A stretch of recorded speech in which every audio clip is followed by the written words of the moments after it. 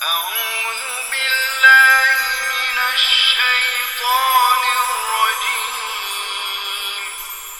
بسم الله الرحمن الرحيم. الحمد للہ رب العالمین والصلاة والسلام علی رسولہ الکریم، اما بعد. خواتین حضرات، ہم نے پچھلی مرتبہ سورۃ الحدید کی 11 آیات کا مطالعہ مکمل کر لیا تھا. آج ہم بقیہ سورت کا مطالعہ مکمل کریں گے اور اس کے ساتھ ہی ہماری یہ series towards understanding of the Quran بھی اپنے اختتام کو پہنچ جائے گی. اعوذ باللہ من الشیطان الرجیم. بسم اللہ الرحمن الرحیم. یوم تری المؤمنین والمؤمنات یسعی نورهم بین ایدیہم وبایمانہم بشراکم اليوم جنات تجری من تحتها الانہار خالدین فیہا ذلک هو الفوز العظیم. یوم یقول المنافقون والمنافقات للذین آمنوا انظرونا نقتبس من نورکم قیل ارجعوا وراءکم فالتمسوا نورا فضرب بینہم بسور لہ باب باطنہ فیہ الرحمۃ وظاہرہ من قبلہ العذاب ینادونہم الم نکن معکم قالوا بلی ولکنکم فتنتم انفسکم وتربصتم وغرتكم الامانی حتی جاء امر اللہ وغرکم باللہ الغرور. فَالْيَوْمَ لَا يُؤْخَذُ مِنْكُمْ فِدْيَةٌ وَلَا مِنَ الَّذِينَ كَفَرُوا مَأْوَاكُمُ النَّارُ هِيَ مَوْلَاكُمْ وَبِئْسَ الْمَصِيرُ الی آخر السورہ. آپ کو یاد ہوگا کہ سورۃ الحدید کے سلسلے میں ہم نے یہ بات معلوم کی تھی کہ اس میں اللہ تعالیٰ کی شان بیان کرنے کے بعد دو باتوں کا تقاضا کیا گیا تھا: مانو اور خرچ کرو. جو لوگ ایمان لاتے یعنی مانتے اور خرچ کرتے ہیں ان کے لیے بہت بڑا اجر ہے. اس کے بعد 2 آیات تھیں ایمان کی موٹیویشن کے لیے کہ تمہیں کیا ہو گیا کہ تم اللہ پر ایمان نہیں رکھتے، جبکہ پیغمبر صلی اللہ علیہ وسلم تمہیں بلا رہے ہیں کہ اپنے رب پر ایمان لے آؤ، اپنے رب پر یقین رکھو، اپنے رب پر اعتماد کرو، اور تم اللہ تعالیٰ سے پختہ عہد کر چکے ہو جبکہ تم ایمان والے ہو، اشہد ان لا الہ الا اللہ واشہد ان محمد رسول اللہ کا اقرار کر چکے ہو. لیکن حقیقت حال کیا ہے؟ اگر ہم اپنے دلوں کو ٹٹولیں تو صاف معلوم ہوتا ہے کہ اللہ تعالیٰ پر اعتماد میں کمی ہے، اللہ تعالیٰ پر یقین میں کمی ہے، نبی کریم صلی اللہ علیہ وسلم کی رسالت پر وہ یقین نہیں ہے جو ہونا چاہیے. ہم انہیں ایک عظیم انسان تو سمجھتے ہیں، لیکن ایکسپریس ورڈز میں، واضح الفاظ میں اللہ کا رسول ماننے میں، خاص طور پر ہم جو اسکول کالج کے پڑھے ہوئے لوگ ہیں، انہیں کچھ ریزرویشن ہوتی ہے. اس کے بعد فرمایا کہ اگر ایسا ہے تو پھر قرآن مجید کی طرف رجوع کرو. هو الذی ينزل علی عبدہ آیات بینات. اللہ تعالیٰ ہی تو ہے کہ جس نے اپنے بندے صلی اللہ علیہ وسلم پر واضح آیات نازل فرمائی تاکہ وہ تمہیں اندھیروں میں سے نکال کر روشنی میں لے آئے. کفر کے اندھیرے سے ایمان کی روشنی میں، بے یقینی کے اندھیرے سے یقین کی روشنی میں، بے اعتمادی کے اندھیرے سے اعتماد کی روشنی میں. ان اللہ بکم لرؤوف الرحیم. بے شک اللہ تعالیٰ تم پر بہت شفقت فرمانے والا اور مہربان ہے. اس کے بعد 2 آیات آئیں انفاق کی موٹیویشن کے لیے کہ تمہیں کیا ہو گیا کہ تم اللہ کے راستے میں خرچ نہیں کرتے، اور پھر یہ وعدہ کیا بڑے خوبصورت انداز میں کہ وہاں صرف گنتی نہیں ہوگی بلکہ تولا بھی جائے گا. اور وہ لوگ کہ جنہوں نے صلح حدیبیہ سے پہلے مال خرچ کیا اللہ کے دین کے لیے اور اللہ کے راستے میں جنگ کی، وہ مقام و مرتبے میں ان کے مقابلے میں بہت اونچے ہیں جنہوں نے یہی 2 کام کیے لیکن صلح حدیبیہ کے بعد کیے۔ اور البتہ ہر ایک کے ساتھ اللہ کا اچھا وعدہ ہے، اور جو کچھ بھی تم کر رہے ہو اللہ تعالیٰ اس سے باخبر ہے۔ اس کے بعد ہم نے پڑھا تھا من ذا الذی یقرض اللہ قرضا حسنا۔ اسی انفاق کے سلسلے میں جب تم اللہ کے راستے میں خرچ کرتے ہو تو اللہ تعالیٰ اس کو اپنے ذمے قرض سمجھتا ہے۔ تو کون ہے جو اللہ کو قرض حسنا دے کہ اللہ تعالیٰ اس کو اس کے لیے بڑھا چڑھا دے، وَلَهُ أَجْرٌ کریم، اس کے لیے عزت والا اجر ہے۔ اس کے بعد آخرت کا نقشہ کھینچا گیا، فرمایا یوم تری المؤمنین والمؤمنات یسعی نورهم بین ایدیہم وبایمانہم بشراکم اليوم جنات تجری من تحتها الانہار۔ اے نبی، جس روز آپ دیکھیں گے مومن مردوں اور مومن عورتوں کو کہ ان کی روشنی ان کے سامنے اور ان کے دائیں ہاتھ ساتھ ساتھ دوڑ رہی ہوگی۔ سامنے کی روشنی مفسرین کے نزدیک ایمان کی روشنی ہے، اور چونکہ دایاں ہاتھ نیکی کے لیے بھی اور خرچ کرنے کے لیے بھی ایک استعارہ ہے، تو یہ روشنی انفاق کی روشنی ہوگی، یعنی 2 بیمز میسر آئیں گی ایمان والوں کو پل صراط سے گزرنے کے لیے۔ پل صراط میں حرف پے ہے جو عربی میں نہیں ہے، لیکن اس آیت سے معلوم ہوتا ہے کہ کوئی ایسا مرحلہ ہے کہ جو بہت پرخطر ہے اور بہت باریک ہے، لیکن ایمان والوں کو 2 بیمز ملیں گی تاکہ وہ اس کا فوکس رہے اور اس پر سے گزرتے ہوئے وہ جہنم کے اوپر سے گزرتے ہوئے جنت پہ چلے جائیں۔ اگر یہ سب تفصیل احادیث میں نہیں ہے، لیکن معلوم ہوتا ہے کہ جو تفاصیل ہمارے ہاں اہل علم کی زبان پر آتی ہے اس کی گنجائش یہاں موجود ہے، واللہ اعلم۔ ان سے کہا جائے گا بشراکم اليوم، آج تمہارے لیے خوشخبری ہے، جناتن، باغات کی، تجری من تحت الانہار، جن کے نیچے نہریں بہتی ہوں گی، خالدین فیہا، ہمیشہ ہمیشہ ان میں رہنے کے لیے، ذالک هو الفوز العظیم، یہی تو بڑی کامیابی۔ یوم یقول المنافقون والمنافقات للذین آمنوا انظرونا نقتبس من نورکم۔ اب منافق ہم پڑھ چکے ہیں نفاق یا ہپوکریسی کے عنوان سے اسی سیریز میں، کہ نفاق ایک بیماری ہے جو انسان کو لگ جاتی ہے، اور کبھی کسی بیماری کے سلسلے میں کوئی شخص شوق سے بیمار نہیں ہوا کرتا، بیماری ہمیشہ لگ جایا کرتی ہے۔ تو اب جن کو بیماری لگی ہے، صاحب ایمان ہونے کے باوجود، کلمہ گو ہونے کے باوجود، وہ اللہ کے راستے میں خرچ کرنے سے کترائیں گے، اس لیے کہ ایمان زائل ہو چکا ان کا یا بہت کم ہو گیا۔ اب اسی جگہ سے گزرتے ہوئے جس میں بہت زیادہ روشنی کی ضرورت ہے، منافقین کہ جو ایمان والوں سے ملنے والے، ان کے ساتھ اٹھنے بیٹھنے والے، ان کے عزیز و اقارب ہی ہوں گے، وہ کہیں گے یوم یقول المنافقون والمنافقات للذین آمنوا انظرونا، جس دن منافق مرد اور منافق عورتیں ایمان والوں سے کہیں گے ہمارا بھی انتظار کرو، نقتبس من نورکم، تاکہ ہم بھی تمہاری روشنی میں سے کوئی چنگاری، کوئی شعاع حاصل کر لیں۔ جیسے کوئی شخص رات کے اندھیرے میں اس کے ہاتھ میں ٹارچ ہو یا کوئی سورس آف لائٹ ہو اور وہ آگے آگے بھاگا چلا جا رہا ہو، تو پیچھے والے کیا کہیں گے، یار ہمارا بھی انتظار کر لیں تاکہ ہم بھی تمہاری روشنی میں راستہ دیکھ سکیں۔ اب ایمان والے تو بڑے صاحب مروت لوگ ہیں، لہذا وہ تو جواب نہیں دیں گے، لیکن جواب آئے گا ان کے پاس، قیلا، کہا جائے گا، کہیں سے آواز آئے گی، ارجعوا وراءکم، لوٹ جاؤ اپنے پیچھے کی طرف، فلتمسوا نورا، اور روشنی لے کر آؤ۔ یہ روشنی تو دنیا سے کما کر لائی جاتی ہے، یہاں نہ بانٹی جاتی ہے نہ بکتی ہے، بلکہ دنیا ہی سے لائی جائے گی۔ مراد کیا ہے کہ نہ تمہارے لیے دنیا میں جانا ممکن ہے اور نہ تمہیں روشنی ملے گی۔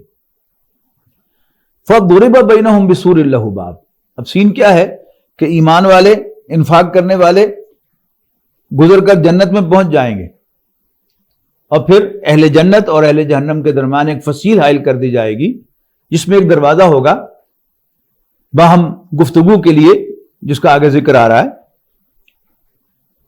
فَضُرِبَ بَيْنَهُمْ بِسُورٍ لَهُ بَابٌ، تو ان کے درمیان ایک فصیل حائل کی جائے گی جس میں ایک دروازہ ہوگا. باطنُهُ فِيهِ الرَّحْمَةُ، اس کے اندر تو اللہ کی مہربانی اور رحمت اور عنایت ہوگی. وَظَاهِرُهُ مِنْ قِبَلِ الْعَذَابِ، اور اس کے بیرونی جانب عذاب و اذیت ہوگی. يُنَادُونَهُمْ، اب اس دروازے میں سے، اس کھڑکی میں سے اللہ تعالیٰ نے جو انتظام کیا ہوا ہے وہ پکاریں گے ایمان والوں کو اور کہیں گے يُنَادُونَهُمْ أَلَمْ نَكُنْ مَعَكُمْ، کیا ہم تمہارے ساتھ نہ تھے؟ تم اتنے بے مروت تو نہیں تھے، یا آج تم اتنے بے مروت کیوں ہو گئے کہ ہمیں چھوڑ کر چلے گئے جنت میں؟ کیا ہم تمہارے ساتھ نہ تھے؟ ہماری رشتہ داریاں نہ تھیں؟ ہم ایک ہی محلے میں رہتے نہ تھے؟ ایک ہی مسجد میں نماز نہ پڑھتے تھے؟ قالوا بلا، اب ایمان والے کہیں گے یس، جی بالکل. ولکنکم فتنتم انفسکم، لیکن آج تم اس انجام سے دوچار اس لیے ہوئے ہو کہ تم نے اپنے آپ کو فتنے میں مبتلا کیا. فتنہ قرآن مجید میں مال اور اولاد کو کہا گیا ہے. ان دونوں کی محبت اللہ تعالیٰ نے انسان کی فطرت میں رکھی ہے، لیکن یہاں فتنے میں مبتلا ہونے سے مراد یہ ہے کہ انسان ان کی محبت کو اپنے اوپر سوار کر لے.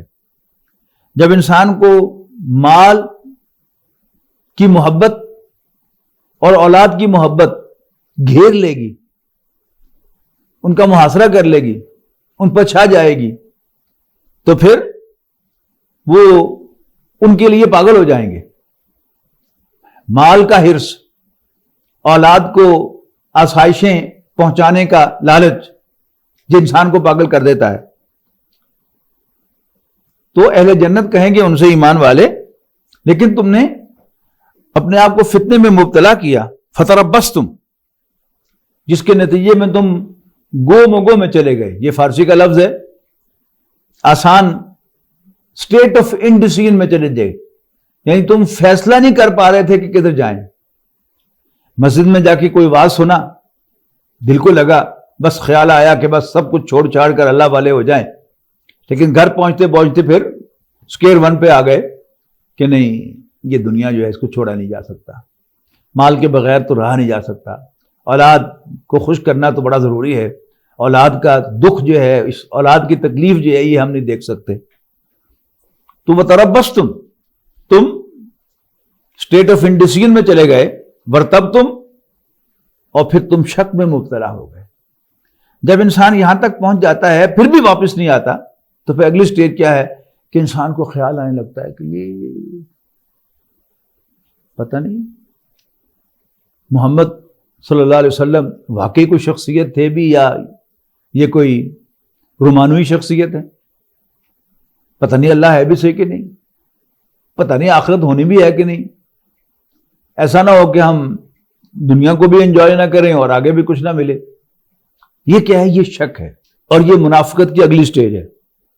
اور آخری سٹیج کیا ہے؟ وغرتکم الامانی، اور تمہیں جھوٹی تمناؤں نے، وشفل تھنکنگ نے دھوکہ دیا. وشفل تھنکنگ کیا ہے؟ کہ کوئی یہ پوچھے کہ وائز کا کیا بگڑتا ہے، جو بے عمل پر بھی رحمت وہ بے نیاز کرے. اور خوار ہیں، بدکار ہیں، ڈوبے ہوئے ذلت میں ہیں، جو کچھ بھی ہے تیرے محبوب کی امت سے ہیں صلی اللہ علیہ وسلم. تو پھر ڈر کس بات کا؟ ہم جتنی مرضی حرام خوری کرتے رہیں، جتنی مرضی اللہ کی نافرمانی کرتے رہیں، اور عیاشیاں بدماشیاں کرتے رہیں، ہمیں کوئی پوچھنے والا نہیں ہے. ہم اللہ کے رسول کی امت ہیں، آخری پیغمبر کی، اور آخری پیغمبر اللہ کے بڑے چہیتے اور پیارے ہیں. وہ ہمیں سے کسی کو جہنم میں نہیں جانے دیں گے. بس اپنے آپ کو، حالانکہ illogical بات ہے، عام زندگی کے معاملات میں ہم غیر منطقی بات نہیں کرتے، بڑے معقول لوگ ہیں، لیکن یہاں اپنا الو سیدھا کرنے کے لیے اور اسی کیفیت میں برقرار رکھنے کے لیے اپنے آپ کو ہم یہ سہارا لیتے ہیں کہ نہیں، ہم بخش دیے جائیں گے. حتیٰ جاء امر اللہ، یہاں تک کہ اللہ کا حکم آ گیا. اس سے مراد موت ہے. وغرکم باللہ الغرور، اور تمہیں انتہائی دھوکے باز یعنی شیطان نے دھوکہ دیا. فَالْيَوْمَ لَا يُؤْخَذُ مِنْكُمْ فِدْيَةٌ وَلَا مِنَ الَّذِينَ كَفَرُوا، بس اے منافقو، آج نہ تم سے اور نہ ہی کافروں سے کوئی فدیہ قبول کیا جائے گا. ماواکم النار، تمہارا ٹھکانہ آگ ہے، ہیا مولاکم، وہی تمہاری دوست ہے، وبئس المصیر، اور وہ کیا ہی برا ٹھکانہ ہے. مسلمان اپنے گناہوں کی سزا بھگتے گا، ایمان وہ اس کے لیے وزن بنے گا اور وہ آخر کار جنت میں پہنچ جائے گا. گیو اینڈ ٹیک ہوگا، اللہ تعالیٰ اس کی کمپنسیشنز کرے گا اور اللہ تعالیٰ ان کی مغفرت کا سامان کرے گا اور وہ جنت میں چلے جائیں گے.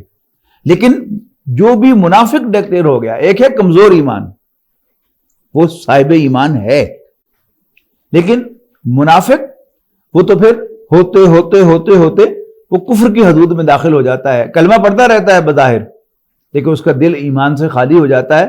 یہ ہے منافق. باقی جو عام مسلمان ہے وہ کلمہ بھی پڑھتا ہے اور شعوری طور پر مانتا بھی ہے، اگرچہ اس کے ایمان میں ضعف ہوتا ہے، کمزوری ہوتی ہے، لیکن منافقین کا انجام کافروں سے بھی بدتر ہے. فرمایا کہ ان المنافقین فی الدرک الاسفل من النار، یقیناً منافق جہنم کے بھی سب سے نچلے گڑھے میں ہوں گے، سب سے زیادہ جلنے والے، سب سے زیادہ سزا پانے والے.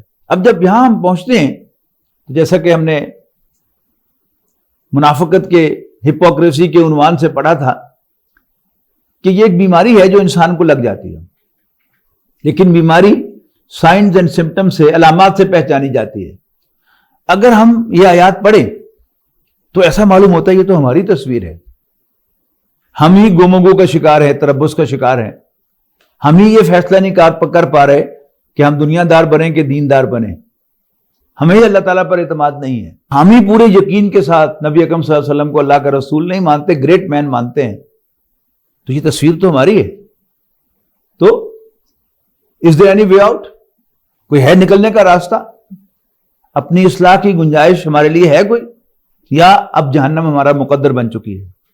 اب اگلی آیت جو ہے یہ پھر ابھارنے کے لیے ہے. الم یان للذین آمنوا ان تخشع قلوبہم لذکر اللہ. اب موٹیویٹ کرنے کے لیے اگلی آیت آ رہی ہے کہ اگر انسان محسوس کرے کہ یہ تو میری تصویر ہے اور میں تو نفاق کی راہ پر چل رہا ہوں، تو کیا اب میرا مقدر جہنم ہی ہے؟ میں واپس ایمان والوں میں شامل نہیں ہو سکتا، میں اپنے اندر جو منافقت ہے اس کو نکال نہیں سکتا. اب اس کا اگلا جواب ہے اگلی آیت، الم یان للذین آمنوا ان تخشع قلوبہم لذکر اللہ. کیا ایمان والوں کے لیے ابھی وہ وقت نہیں آیا کہ ان کے دل اللہ کی یاد کے لیے نرم ہو جائیں، جھک جائیں، اللہ کی نصیحت کے سامنے جھک جائیں، پست ہو جائیں. وما نزل من الحق، اور جو کچھ اللہ تعالیٰ نے حق میں سے نازل کیا ہے، یعنی قرآن مجید کی آیات. ہمیں قرآن مجید کے سامنے سرنڈر کرنا ہے، ہمیں قرآن مجید کے سامنے ہتھیار ڈالنے ہیں، ہمیں قرآن مجید کے سامنے جھک جانا ہے کہ یہ میرے رب کا کلام ہے، جو کہہ رہا ہے میں یہ کروں گا. لیکن اس کے لیے اندر اب آمادگی نہیں ہے ہمارے اندر، تو اس کے لیے اب راستہ بتایا جائے گا کہ تم اپنے دل کو اثر نو کیسے آمادہ کر سکتے ہو. الم یان للذین آمنوا ان تخشع قلوبہم لذکر اللہ. کیا ایمان والوں کے لیے ابھی وقت نہیں آیا کہ ان کے دل اللہ کی یاد کے لیے جھک جائیں، اللہ کی نصیحت کے سامنے جھک جائیں؟ وما نزل من الحق، اور جو اللہ نے حق میں سے نازل فرمایا ہے یعنی قرآن مجید، اس کے سامنے جھک جائیں. ولا یکونوا کالذین اوتوا الکتاب من قبل، اور مسلمانوں کو ان لوگوں کی طرح نہیں ہو جانا چاہیے جن کو ان سے پہلے کتاب دی گئی تھی. فطال علیہم الامد، پھر جب ان پر کچھ زمانہ بیت گیا، قسد قلوبہم، ان کے دل سخت ہو گئے. یہ فزیولوجی کے علم میں ایک فینومینن ہے کہ جب کوئی پہلی دفعہ آپ کے سامنے بات آتی ہے تو آپ ایک دم اس سے ڈر جاتے ہیں، دوبارہ ہوگا تو کم ڈریں گے، حتیٰ کہ آپ کا اس کا سارا ڈر ختم ہو جاتا ہے. اس طرح دین کی بات جب پہلی دفعہ سنی جاتی ہے تو وہ انسان کے دل کو ہلاتی ہے، لیکن جب بار بار سن کر انسان عمل نہیں کرتا تو پھر انسان کا دل اس کے لیے ریزسٹنٹ ہو جاتا ہے، انسان کے دل میں اس کے لیے مدافعت پیدا ہو جاتی ہے کہ پھر وہ انسان پر اثر نہیں کرتی. حضرت ابوبکر رضی اللہ تعالیٰ عنہ کے دور خلافت میں ایک وفد آیا اور حضرت ابوبکر رضی اللہ تعالیٰ عنہ نے انہیں قرآن مجید کی آیات سنائی، ان کی آنکھوں سے آنسو رواں ہو گئے۔ حضرت ابوبکر نے کمال عاجزی کا ثبوت دیتے ہوئے فرمایا ہاں کذا کننا، ہمارا بھی یہی حال ہوا کرتا تھا، ولیکن قست القلوب، لیکن ہمارے پھر دل سخت ہو گئے۔ تو عام طور پر ایسا ہی ہوتا ہے کہ جب یہ تو حضرت ابوبکر کی عاجزی تھی کہ ان کے دل سخت ہو گئے، لیکن بہرحال وہ اس طرح کی رسپانس جو ہے اس میں کمی ضرور آ جاتی ہے، لیکن ہمارا تو حال یہ ہے کہ ہمارے دل واقعتاً سخت ہو چکے ہیں۔ تو قست قلوبہم وکثیر منہم فاسقون، اور ان کی اکثریت نافرمان ہے۔ اعلموا ان اللہ یحیی الارض بعد موتہا، یاد رکھو، جان لو کہ اللہ تو مردہ زمین کو زندہ کر دیتا ہے، لیکن وہ زمین کیسے زندہ ہوتی ہے؟ پہلے کسان اس میں ہل چلاتا ہے، اب جب وہ نرم ہو جاتی ہے، پھر جب اوپر سے بارش برستی ہے اور بارش اندر جذب ہوتی ہے، تو اب وہ زمین بار آور ہوتی ہے، اس پر سبزہ، اس پر کھیت، اس پر فصلیں اگتی ہیں۔ لیکن جب تک زمین سخت ہوتی ہے تو پانی اس کے اندر جذب بھی نہیں ہوتا، بارش آتی ہے ادھر بہہ جاتی ہے ادھر بہہ جاتی ہے، لیکن جب وہ ہل چلایا ہوتا ہے تو پھر وہ پانی اس کے اندر جذب ہوتا ہے، اور سارا کا سارا بارش کا پانی جو ہے وہ زمین میں جذب ہو کر پھر وہ کھیتوں اور باغات کے اور پودوں کے کام آتا ہے۔ قد بینا لکم الآیات لعلکم تعقلون، اپنی نشانیاں تم سے کھول کھول کر بیان کر دی ہیں تاکہ تم سمجھو۔ اس کے بعد فرمایا ان المصدقین والمصدقات۔ اب دل کا حل کیا ہے؟ یہ دل سخت ہوا تھا اللہ کے راستے میں خرچ نہ کرنے سے، مال کی محبت سے۔ اب اس کا حل کیا ہے؟ اس کے اندر کون سا حل چلایا جائے گا؟ انفاق کا حل چلایا جائے گا کہ جب ہم اس پہ سے مال کی محبت کو کھرچیں گے، وہ مال جس نے ہمیں اللہ کی یاد سے غافل کیا تھا، وہ اولاد جس نے اللہ کی یاد سے غافل کیا تھا، اس کی محبت دل میں سے کھرچیں گے۔ اس کے لیے فرمایا ان المصدقین والمصدقات، یقیناً صدقہ کرنے والے اور صدقہ کرنے والیاں، وَأَقْرَضُوا اللَّهَ قَرْضًا حَسَنًا، اور اللہ کو قرض حسنہ دینے والے، یضاعف لہم، ان کے لیے وہ مال کئی گنا کر دیا جائے گا قیامت کے دن، وَلَهُمْ أَجْرٌ کریم، اور ان کے لیے عزت والا اجر ہوگا۔ والذین آمنوا باللہ ورسولہ، یعنی حل چلا دیا انفاق اور صدقات کے ذریعے سے۔ اب جب ایمان کی بارش کی جائے گی، اس پر قرآن مجید کی تلاوت کی جائے گی، اس پر اللہ تعالیٰ کی آیات پڑھی جائیں گی، تو کیا ہوگا؟ اب وہ کھیتی لہلہائے گی۔ والذین آمنوا باللہ ورسولہ، اور وہ لوگ جو اللہ اور اس کے رسولوں پر ایمان لائیں گے، اولئک ھم الصدیقون والشہداء عند ربہم، یہی تو ہیں صدیقین اور شہداء اپنے رب کے ہاں۔ سورہ مائدہ میں 4 گروہوں کا ذکر ہے جو منعم علیہم ہیں، جن پر اللہ تعالیٰ کا انعام ہوا یا ہوگا قیامت کے دن۔ سب سے پہلے نبیین، اللہ کے نبی، یہ خالص وہبی آفس ہے، اللہ تعالیٰ جس کو چاہے وہ اپنا نبی نامزد کر دے اور اس پر وحی بھیج دے۔ لیکن باقی جو 3 پوزیشنز ہیں وہ ارنیبل پوزیشنز ہیں، وہ کمائی جا سکتی ہیں۔ یعنی ایک دفعہ آج کوئی شخص جو ہے وہ منافقت کے اندر پھر رہا ہے، اس کے بعد وہ ہمت کرتا ہے، انفاق کرتا ہے، صدقات و خیرات کرتا ہے، اور پھر قرآن مجید کی بارش کرتا ہے اپنے دل پر، اس سے اس کے دل میں نرمی پیدا ہوتی ہے اور پھر ایمان پیدا ہوتا ہے۔ ایسا نہیں ہے کہ اب چونکہ اس کے اندر پہلے نفاق پیدا ہو گیا تھا تو اب صرف وہ ایک عام لوور لیول کا صالح بنے گا، نہیں، وہ ہائیسٹ لیول جو ہیں صدیقین اور شہداء کے، ان کو بھی وہ حاصل کر سکتا ہے۔ اولئک ھم الصدیقون والشہداء عند ربہم، یہ لوگ اپنے رب کے ہاں صدیقین اور شہداء میں شامل ہوں گے۔ لہم اجرہم ونورہم، ان کے لیے ان کا اجر بھی ہوگا اور ان کی روشنی بھی۔ والذین کفروا وکذبوا بآیاتنا، البتہ وہ لوگ جو کفر کے روش اختیار کریں گے اور ہماری آیات کو جھوٹا قرار دیں گے، اولئک اصحاب الجحیم، یہی اہل جہنم ہوں گے۔ اس کے بعد فرمایا اعلموا انما الحیات الدنیا لعب و لہو و زینت و تفاخر بینکم و تکاثر فی الاموال والاولاد. دنیا کی زندگی جس پر ہم ریجھ جاتے ہیں، دنیا کی زندگی کی جو ہمارے لیے ہلاکت کا سامان بن جاتی ہے اللہ تعالیٰ کی عنایت ہونے کے باوجود، اس کی حقیقت کو کھولا گیا ہے کہ یہ حق کیا ہے. بہت سے ماہرین نفسیات نے، بہت سے فلسفیوں نے، بہت سے رائٹرز نے انسان کی تصویر کشی کی کوشش کی ہے. انسان کیا ہے؟ مارکس نے بھی انسان کی تصویر کشی کی، انسان صرف پیٹ کا بندہ ہے. فرائیڈ نے بھی انسان کی تصویر کشی کی کہ یہ اصل میں سیکس کا غلام ہے. اس پر سب سے حاوی جذبہ جو ہے جنسی جذبہ ہے. شیکسپیئر نے اپنے ایک ڈرامے میں 7 سٹیجز آف مین کا تذکرہ کیا ہے، 7 سٹیجز انسان کی. اس پہ اس نے کہا ہے کہ پہلے وہ بچہ ہوتا ہے، بڑا ہوتا ہے، پھر وہ جج بن جاتا ہے، اس کی توند نکل آتی ہے. ہر شخص تو جج نہیں بنتا، نہ ہر شخص انجینئر بنتا ہے، نہ ڈاکٹر بنتا ہے. تو ایسی جنرلائز پکچر جو ہر ایک پر پوری ہو جائے وہ یہ تصویر ہے. 5 سٹیجز کا تذکرہ ہے. لائب کہتے ہیں کھیل کو، اور لہو کہتے ہیں غافل کرنے والی چیز کو جو حقائق سے انسان کو غافل کر دے.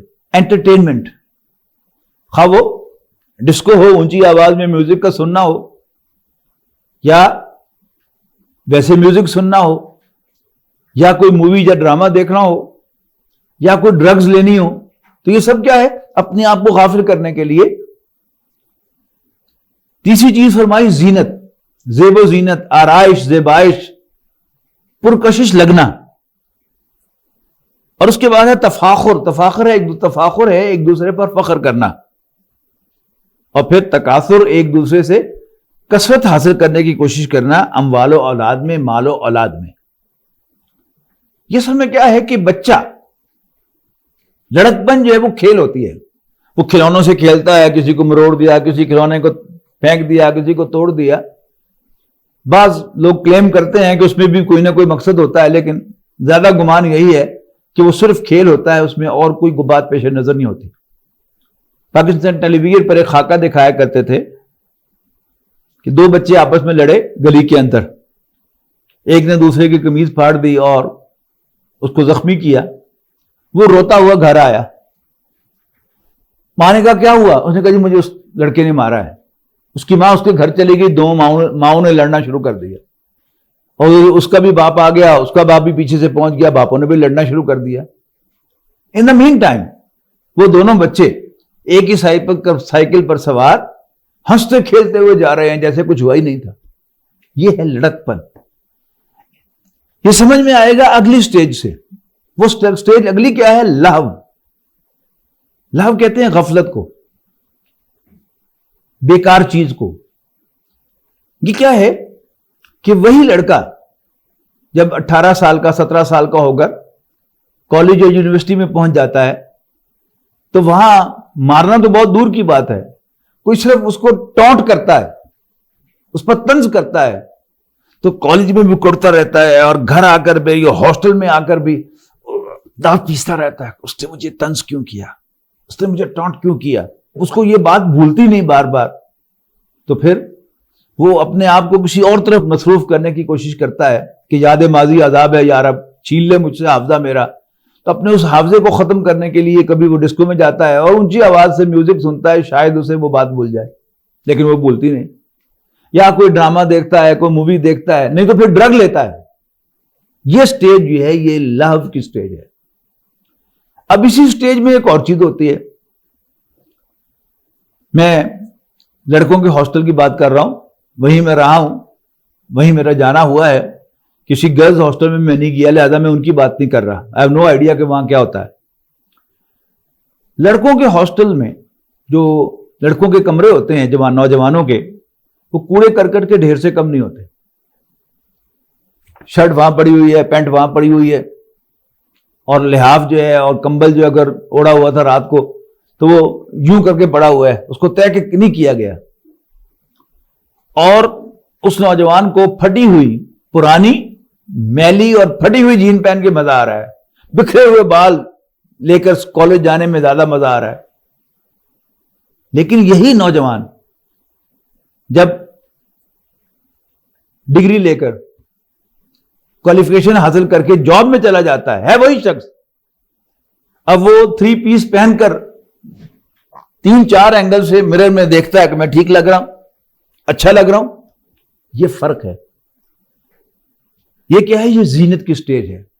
To look beautiful, to look attractive, to look handsome. اس کے بعد ہے تفاخر کی سٹیج.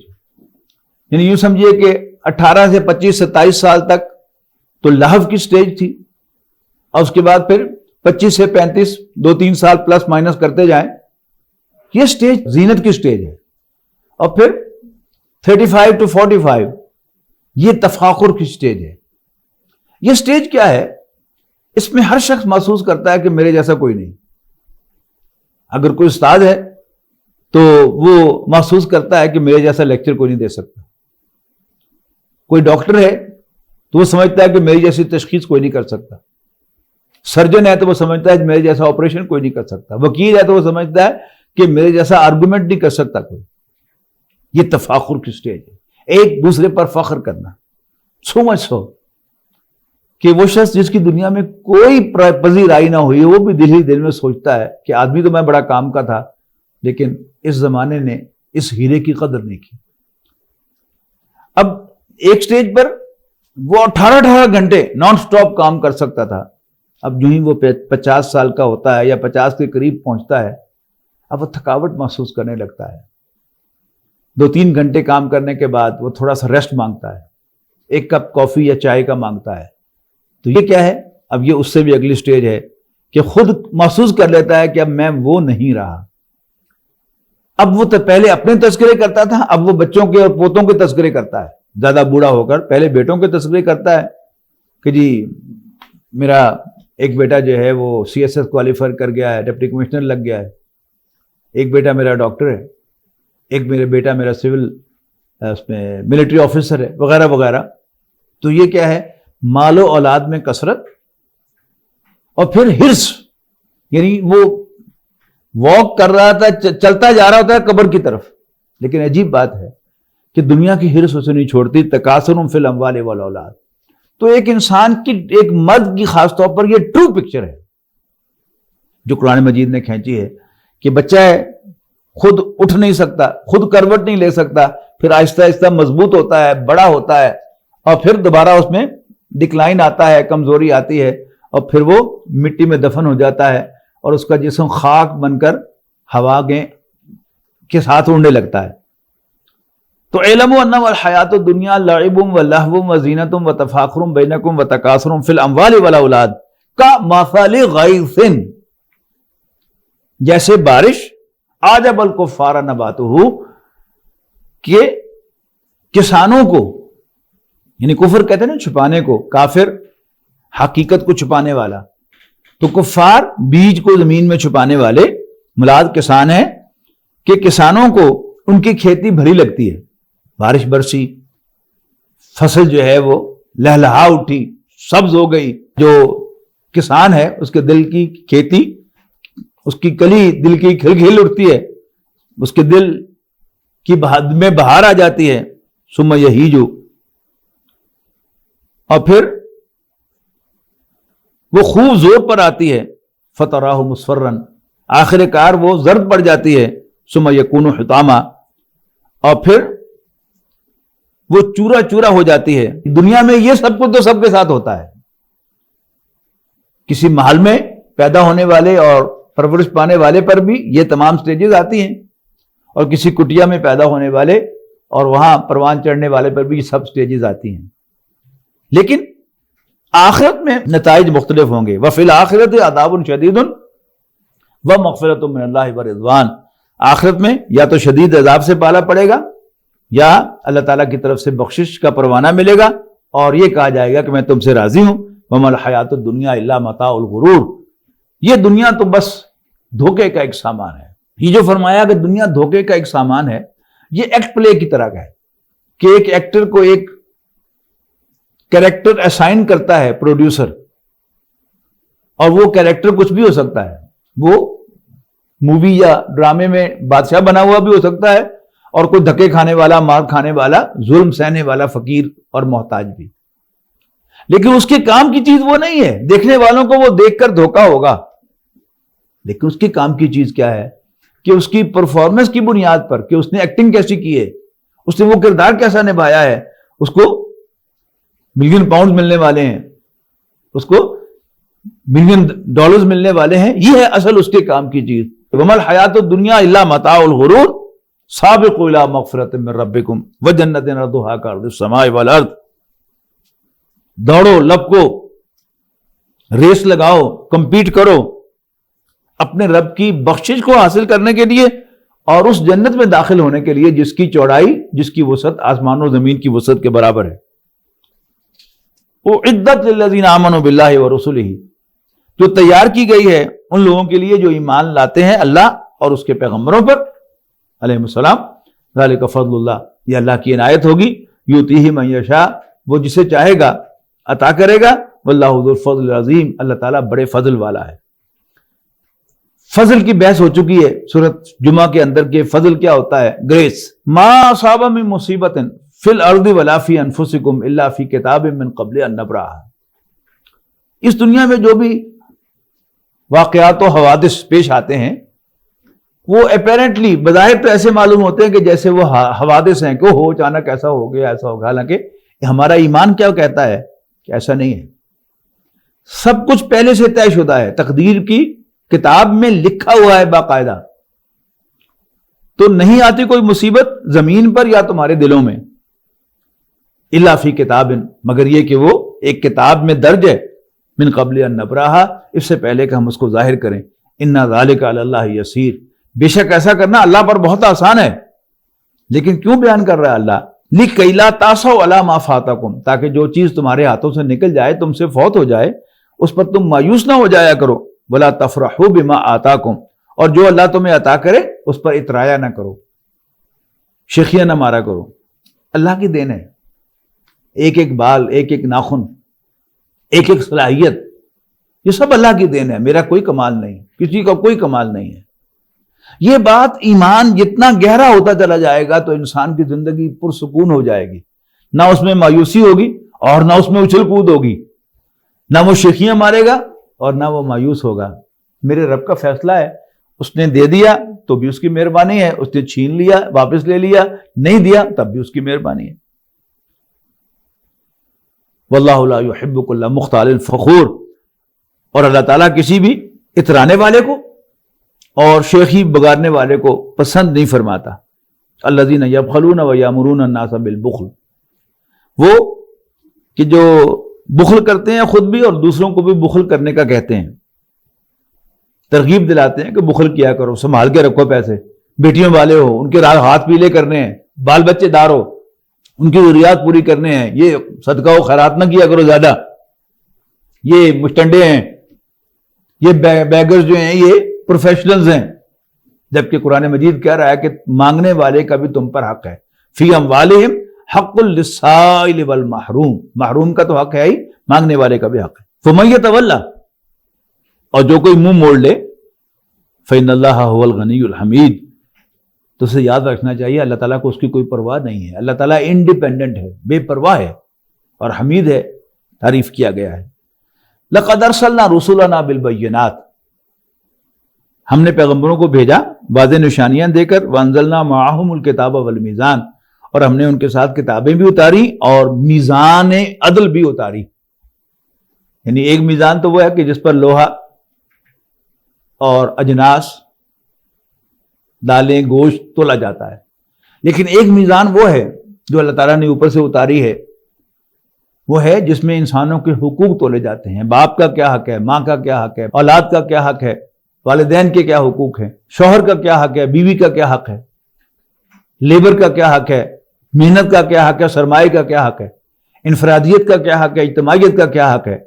یعنی یہ سب چیزیں ہیں، یہ شریعت کا موضوع ہیں، اللہ تعالیٰ نے آسمان سے اتاری ہیں۔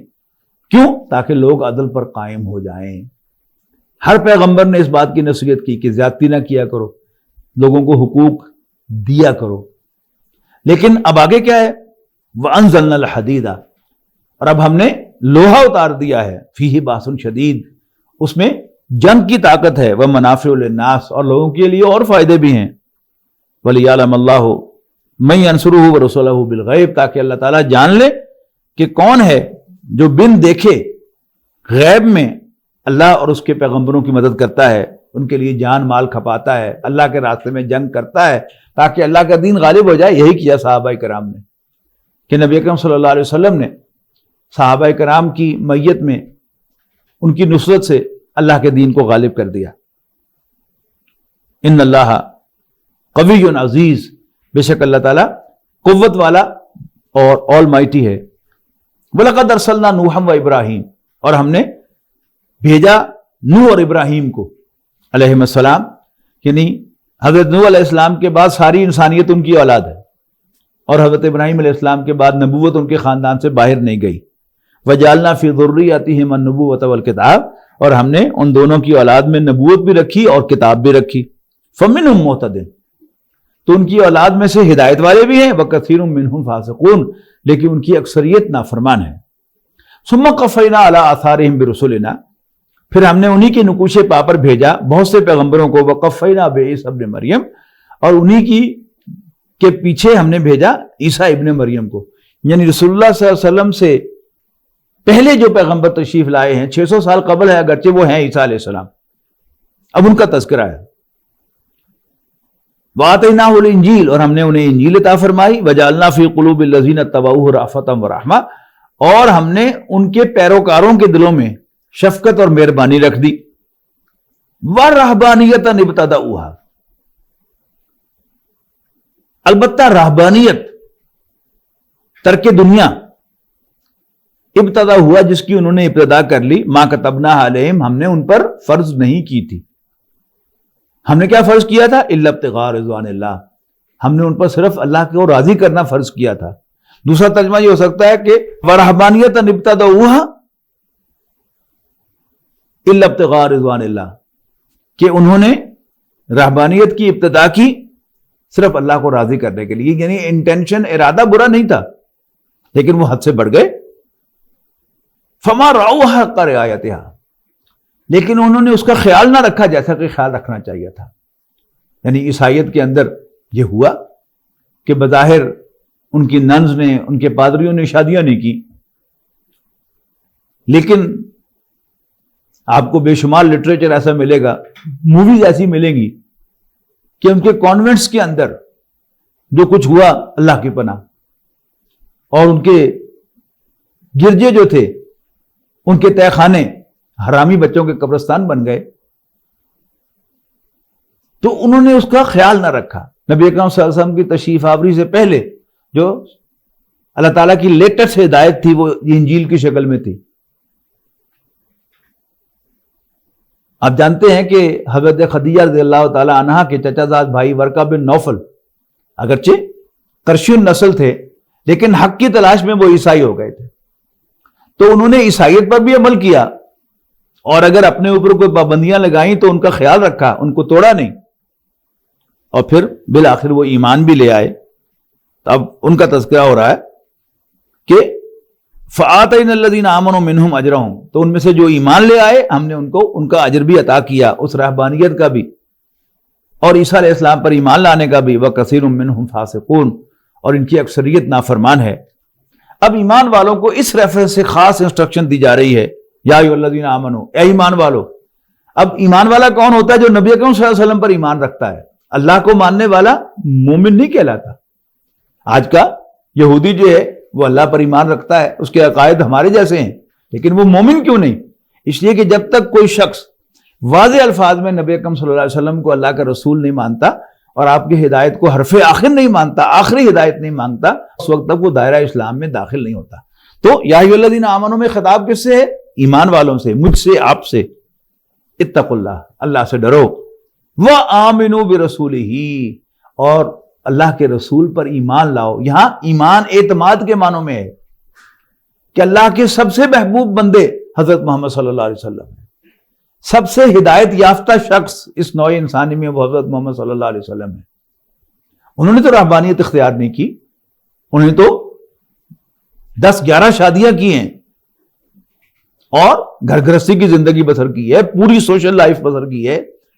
وہ وحی کے آغاز سے پہلے تو غار حرا میں جاتے رہے ہیں، لیکن وحی کے آغاز کے بعد جب وحی کا سلسلہ باقاعدہ شروع ہو گیا، پھر وہ کسی غار میں نہیں گئے، کسی جنگل میں نہیں گئے، بلکہ ایک بھرپور زندگی بسر کی ہے۔ تو ٹرسٹ کرو ہمارے نبی پر، آمنو برسولہ یؤتکم کفلین من رحمتہ، اللہ تعالیٰ اپنی رحمت میں سے تمہیں 2 حصے عطا فرمائے گا، وَيَجْعَلْ لَكُمْ نُورًا تَمْشُونَ بِهِ، اور تمہیں وہ روشنی عطا فرے گا جس کی اندر تم چل سکو گے، وَيَغْفِرْ لَكُمْ، اور کمیاں کوتاہیاں معاف کر دے گا۔ یعنی رہبانیت کا اصل جو اوریجن تھا وہ کیا تھا؟ راہب کہتے ہیں خوف کر، رہبان بہت زیادہ ڈرنے والا، مجھ سے کہیں گناہ سرزد نہ ہو جائے، میں شادی کرتا ہی نہیں، اللہ کی رات سے غافل نہ ہو جاؤں، میں دنیا کی لذتوں سے دور رہتا ہوں کہ کہیں میں زیادہ اس طرف مائل نہ ہو جاؤں۔ کوئی ضرورت نہیں، اللہ تعالیٰ بخشنے والا ہے۔ نبی اکرم صلی اللہ علیہ وسلم کی سنت کو اختیار کرو، اللہ تعالیٰ بخشتے، کوئی کمی کوتاہی رہ جائے گی تو وہ معاف کر دے گا۔ وَيَغْفِرْ لَكُمْ وَاللَّهُ غَفُورٌ رَحِيمٌ، اور اللہ تعالیٰ بخشنے والا مہربان ہے۔ لِأَلَّا يَعْلَمَ أَهْلُ الْكِتَابِ، تاکہ اہل کتاب جان لیں، اللہ يَقْدِرُونَ عَلَى شَيْءٍ مِّن فَضْلِهِ، تو انہیں اللہ کے فضل، اللہ کی عنایت میں سے کسی چیز پر اختیار نہیں ہے۔ وَأَنَّ الْفَضْلَ بِيَدِ اللَّهِ، اور اللہ کا فضل اس کے اپنے ہاتھ میں ہے، اس نے کہیں دے نہیں دیا ہوا کسی اور کو کہ تم بانٹتے رہو، نہیں۔ وَأَنَّ الْفَضْلَ بِيَدِ اللَّهِ، اور یہ کہ اللہ کا فضل اس کے اپنے ہاتھ میں ہے، یؤتیہ من یشاء، وہ جسے چاہتا ہے عطا فرماتا ہے، واللہ ذو الفضل العظیم، اور اللہ تعالیٰ بڑا فضل فرمانے والا ہے۔ بارک اللہ لی ولکم فی القرآن العظیم ونفعنی وإیاکم بالآیات والذکر الحکیم۔ خواتین و حضرات، یہ ہمارا جو سلسلہ تھا ٹورڈز انڈرسٹینڈنگ آف دا قرآن کا، یہ اپنے اختتام کو پہنچا۔ تو اب میں حاضر ہوں، میں جو ہوسٹ ہیں ان سے درخواست کرتا ہوں کہ وہ لائن سب کے لیے کھول دیں، تاکہ آپ کوئی اپنا مشورہ دینا چاہیں، کوئی تجویز دینا چاہیں۔ میری تعریفیں کرنے کی ضرورت نہیں ہے، میں بھی انسان ہوں، اور تعریف سے انسان کا نفس موٹا ہوتا ہے، اس سے اوائڈ کریں۔ البتہ آپ کوئی تجویز دینا چاہیں، کوئی مفید مشورہ دینا چاہیں، یا آئندہ جو میرے ذہن میں ہے کہ ہم سیرت النبی پر بھی کوئی لیکچرز جو ہیں ان کا اہتمام کریں گے مناسب وقت پر، اس کے لیے کوئی تجویز ہو تو آپ دیں۔